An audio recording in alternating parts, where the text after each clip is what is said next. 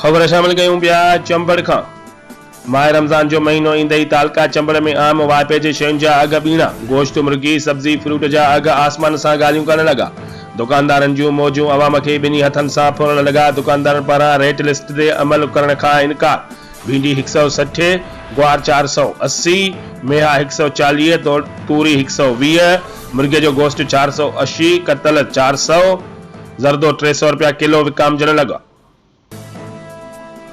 जॾहिं त मुर्गी लिस्ट मुताबिक़ 430 रुपया किलो, मगर दुकानदार 480 रुपया किलो विकण लॻा। जॾहिं त ॿियनि शयुनि जा अघ बि आसमान सां ॻाल्हियूं करण लॻा। तालके चंबड़ जे ग़रीब अवाम पारां एसी चंबड़ ऐं डीसी टिंडो अलियार खे अपील कई त वधीक अघ वठंदड़ दुकानदारनि खिलाफ़ फौरन कार्रवाई कई वञे ऐं तालके चंबड़ ऐं रमज़ान बचत बाज़ार लॻाए अवाम खे रिलीफ ॾिनो वञे। रिपोर्ट करण लाइ रशीद अहमद, अहमदानी बे न्यूज़।